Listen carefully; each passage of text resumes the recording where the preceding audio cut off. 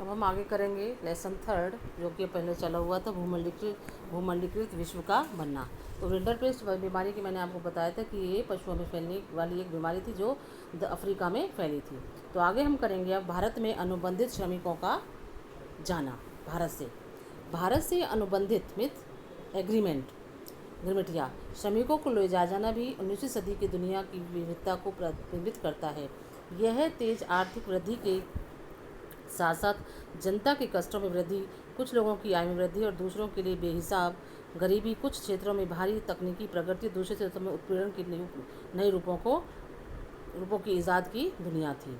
19वीं सदी में भारत और चीन के लाखों मजदूरों को बागानों, खदानों और सड़क व रेलवे निर्माण परियोजनाओं में काम करने के लिए दूर दूर के देशों में ले जाया जाता था। भारतीय अनुबंधित श्रमिकों को खास तरह के अनुबंध या एग्रीमेंट के तहत ले जाया जाता था। इन अनुबंधों में यह शर्त होती थी, यदि मजदूर अपने मालिक के बागानों में 5 साल काम कर लेंगे तो वे स्वदेश लौट सकते हैं। भारत के ज़्यादातर अनुबंधित श्रमिक मौजूदा पूर्वी उत्तर प्रदेश, बिहार, मध्य भारत और तमिलनाडु के सूखे इलाकों से जाते थे। 19वीं सदी के मध्य में इन इलाकों में भारी बदलाव आने लगे थे।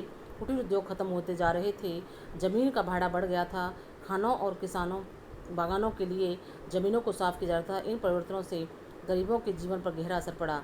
वे बटाई पर ज़मीन तो ले लेते थे लेकिन उनका भाड़ा नहीं चुका पाते थे, उन पर कर्जा चढ़ने लगा। काम की तलाश में उन्हें अपने घर बार छोड़ने पड़े। भारतीय अनुबंधित श्रमिकों को मुख्य रूप से कैरिबियाई द्वीप समूह, त्रिनिदाद, गुयाना या सूरीनाम, मॉरिशस व फिजी ले जाया जाता था। तमिल अप्रवासी सीलोन और मलाया जाकर काम करते थे। बहुत सारे अनुबंधित श्रमिकों को आसाम के चाय बागानों में काम करवाने के लिए भी ले जाया जाता था। मजदूरों की भर्ती का काम मालिकों के एजेंट किया करते थे। एजेंटों को कमीशन मिलता था। बहुत सारे अप्रवासी अपने गांव में होने वाले उत्पीड़न और गरीबी से बचने के लिए इन अनुबंधों को मान लेते थे, एग्रीमेंट को मान लेते थे। एजेंट भी भावी अप्रवासियों को फुसलाने के लिए झूठी जानकारी देते थे, कहाँ जाना है, यात्रा के क्या साधन होंगे, क्या काम करना होगा और नई जगह पर काम व जीवन के कैसे कैसे हालात होंगे। इस बारे में उन्हें सही जानकारी नहीं दी जाती थी। बहुत सारे अप्रवासियों को तो यह भी नहीं बताया जाता था कि उन्हें लंबी समुद्री यात्रा पर जाना है। अगर कोई मजदूर अनुबंध के लिए राजी नहीं होता था तो एजेंट उसका अपहरण तक कर लेते थे।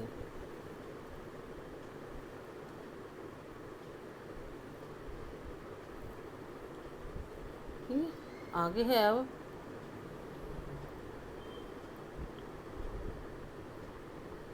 बीसवीं सदी के शुरुआती सालों में से ही हमारे देश के राष्ट्रवादी नेता इस प्रथा का विरोध करने लगे थे। उनकी राय में यह बहुत अपमानजनक और क्रूर व्यवस्था थी। इसी दबाव के कारण 1921 में से ख़त्म कर दिया गया। जो अनुबंधित जो वो था गिरमिटिया मजदूर जो था, इस प्रथा को समाप्त कर। लेकिन इसके बाद भी कई दशक तक भारतीय अनुबंधित मजदूरों के वंशज कैरिबियाई द्वीप समूहों में बेचैन अल्पसंख्यकों का जीवन जीते रहे। यहाँ के लोग उन्हें कुली मानते थे और उनके साथ कुलियों जैसा बर्ताव करते थे। ठीक है। विदेश में भारतीय उद्यमी।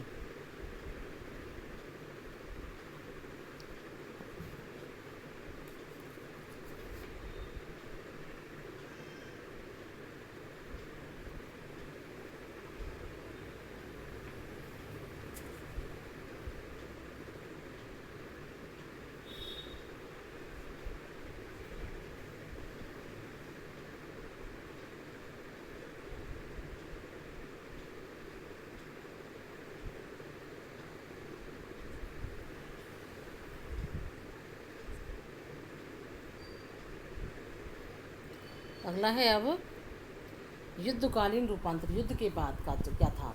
जैसे कि पहला विश्व युद्ध 2 खेमों के बीच लड़ा गया। 2 खेमे 2 भागों में बटा जाता भी, एक 2 पार्टियों में होता है युद्ध। तो पहले पाले में कौन थे? मित्र राष्ट्र यानी ब्रिटेन, फ्रांस और रूस थे। एक तरफ कौन थे? मित्र राष्ट्र थे, जिनको कौन थे मित्र राष्ट्र में? ब्रिटेन, फ्रांस और रूस। और दूसरी तरफ कौन थे? केंद्रीय शक्तियाँ, नाम दिया गया था उन्हें, जैसे यानी जर्मनी, ऑस्ट्रिया हंगरी और ऑटोमन तुर्की थे। अगस्त 1914 में जब युद्ध शुरू हुआ, मतलब प्रथम विश्व युद्ध शुरू हुआ था 1914 में, उस समय बहुत सारी सरकारों को यही लगता था कि यह युद्ध ज़्यादा से ज़्यादा क्रिसमस तक ख़त्म हो जाएगा।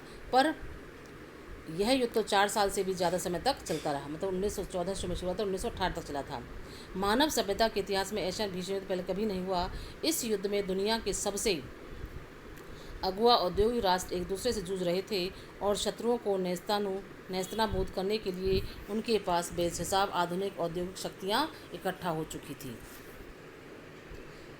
यह पहला आधुनिक औद्योगिकता इस युद्ध में मशीन गनों, टैंकों, हवाई जहाज़ों और रासायनिक हथियारों का भयानक पैमाने पर इस्तेमाल किया गया। ये सभी चीज़ें आधुनिक विशाल उद्योग की देन थी। युद्ध के लिए दुनिया भर के असंख्य सिपाहियों को की भर्ती की जानी थी और उन्हें विशाल जलपोतों में रेलगाड़ियों में भरकर युद्ध के मोर्चों पर ले जाया जाना था। इस युद्ध में मौत और विनाश की जैसी विभीषिका रची, उसकी औद्योगिक से पहले औद्योगिक शक्ति के बिना कल्पना नहीं की जा सकती थी।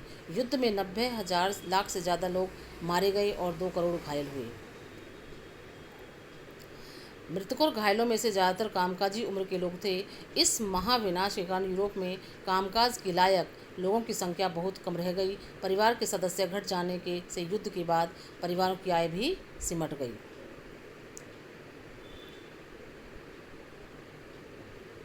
युद्ध के कारण दुनिया की सबसे शक्तिशाली आर्थिक ताकतों के बीच आर्थिक संबंध टूट गई।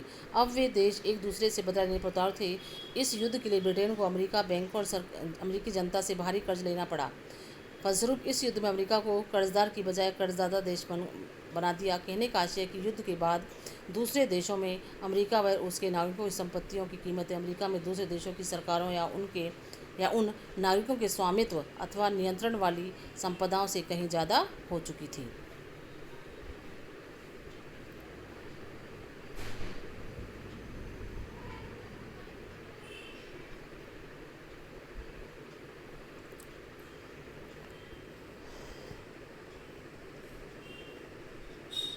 युद्धोत्तर सुधार। युद्ध के बाद क्या सुधार हुए? युद्ध के बाद आर्थिक स्थिति को पटरी पर लाने का रास्ता काफ़ी मुश्किल साबित हुआ। युद्ध से पहले ब्रिटेन दुनिया की सबसे बड़ी अर्थव्यवस्था था। युद्ध के बाद सबसे लंबा संकट उसे ही झेलना पड़ा। जिस समय ब्रिटेन युद्ध से जूझ रहा था, उसी समय भारत और जापान में उद्योग विकसित होने लगे थे। युद्ध के बाद भारतीय बाजार में पहले वाली वर्चस्व वाली स्थिति प्राप्त करना ब्रिटेन के लिए बहुत मुश्किल हो गया था।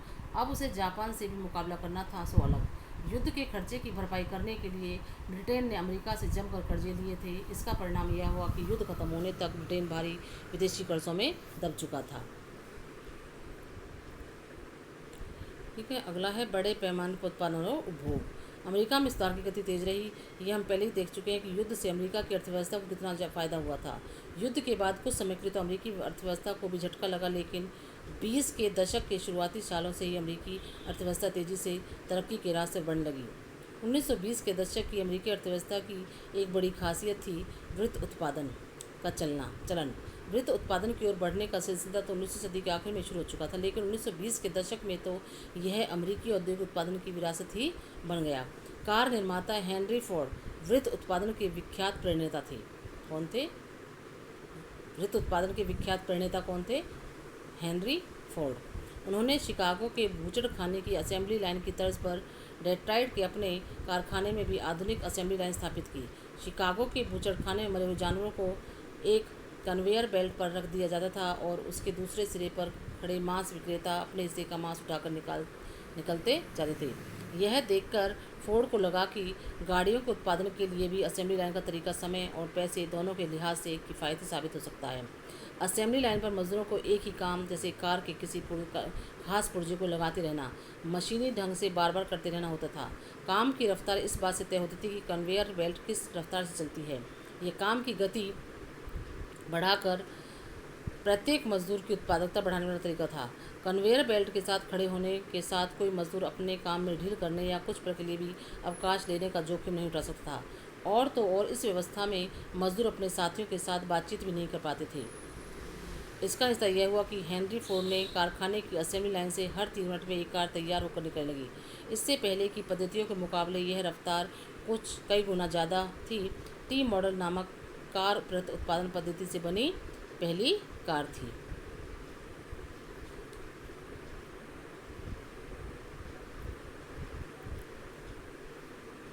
अगला है महामंदी। आर्थिक महामंदी की शुरुआत 1929 में हुई और यह संकट 30 के दशक के मध्य तक बना रहा। इस दौरान दुनिया के ज़्यादातर हिस्सों के उत्पादन, रोजगार, आय और व्यापार में भयानक गिरावट दर्ज की गई। इस मंदी का समय और असर सब देशों में एक जैसा नहीं था, लेकिन आमतौर पर जैसा माना जा सकता है कि कृषि क्षेत्रों और समुदाय पर इसका सबसे बुरा असर पड़ा। ऐसा इसलिए हुआ था क्योंकि औद्योगिक उत्पादों की तुलना में खेतिहर उत्पादों की कीमतों में ज़्यादा भारी और ज़्यादा समय तक कमी बनी रही। इस महामंदी के कई कारण थे। हम यह पहले भी देख चुके कि युद्धोत्तर विश्व अर्थव्यवस्था कितनी कमज़ोर थी। पहला कारण यह था कि कृषि क्षेत्र में अति उत्पादन की समस्या बनी हुई थी। कृषि उत्पादन की गिरती कीमतों के कारण स्थिति और ख़राब हो गई। कीमतें गिरी और किसानों की आय घटने लगी। मतलब जो वस्तुओं की कीमत थी वह गिर गई तो किसानों की आय नेचुरल बात ही घटने लगी। तो आमदनी बढ़ाने के किसान उत्पादन बढ़ाने का प्रयास करने लगे ताकि कम कीमत पर ही सही लेकिन ज़्यादा माल पैदा करके वे अपना आय स्तर बनाए रख सकें। फलस्वरूप बाजार में कृषि उत्पादों की आमद और भी बढ़ गई। जाहिर है कीमतें और नीचे चली गई। खरीदारों के अभाव में कृषि उपज बड़ी सड़ने लगी। दूसरा कारण क्या था? 1920 के दशक के मध्य में बहुत सारे देशों ने अमेरिका से कर्जे लेकर अपनी निवेश संपत्ति संबंधी जरूरतों को पूरा किया। जब हालात अच्छे थे तो अमेरिका से कर्ज जुटाना बहुत आसान था, लेकिन संकट का संकेत मिलते ही अमेरिकी उद्यमी होश उड़ गए। 1928 के पहले 6 माह तक विदेशों में अमेरिका का कर्ज $1 था। साल भर के भीतर यह कर्जा घट कर केवल तय रह गया था। जो देश अमेरिकी कर्जे पर सबसे ज़्यादा निर्भर थे उनके सामने गहरा संकट आ गया था। औद्योगिक देशों में भी मंदी का सबसे बुरा असर अमेरिका को ही झेलना पड़ा। कीमतों में कमी और मंदी की आशंका को देखते हुए अमेरिकी बैंकों ने घरेलू कर्जे देना बंद कर दिया। जो कर्जे लिए जा चुके थे उनकी वसूली तेज़ कर दी गई, मतलब उनको वसूल करना तेज़ कर दिया। किसान उपज नहीं बेच पा रहे थे, परिवार तबाह हो गए, कारोबार ठप पड़ गए। आमदनी में गिरावट आने पर अमेरिका के बहुत सारे परिवार कर्ज चुकाने में नाकामयाब हो गए, जिसके चलते उनके मकान, कार और सारी ज़रूरी चीज़ें जब्त कर ली गई। 20 के दशक में जो भुक्तावादी संपन्नता दिखाई दे रही थी वह धूल के गुबार की तरह रातों रात काफूर हो गई। बेरोजगारी बढ़ी तो लोग काम की तलाश में दूर दूर तक जाने लगे। आखिरकार अमेरिकी बैंकिंग व्यवस्था भी धराशायी हो गई। निवेश से अपेक्षित लाभ न पा सकने, कर्जे वसूल न कर पाने और जमाकर्ताओं की जमा पूंजी न लौटाने पाने के कारण हजारों बैंक दिवालिया हो गई और बंद कर दी गई। इस परिघटना से जुड़े आंकड़े सख्ते में डाल देने वाले हैं। 1973 तक 4000 से ज़्यादा बैंक बंद हो चुके थे और 1929 से 32 के बीच तकरीबन 1,10,000 कंपनियां चौपट हो चुकी थी। फिर है भारत और महामंदी। यदि हम इस बात पर ध्यान दें कि महामंदी से भारत पर क्या असर पड़ा तो इस बात को अच्छी तरह समझ सकते हैं कि 20वीं सदी की शुरुआत तक वैश्विक अर्थव्यवस्था कितनी एकीकृत हो चुकी थी। दुनिया के एक हिस्से में पैदा होने वाले संकट की कपकपाहट बाकी हिस्सों तक भी पहुंच जाती थी और उससे दुनिया भर के लोगों की ज़िंदगी, अर्थव्यवस्था और समाज प्रभावित हो उठते थे।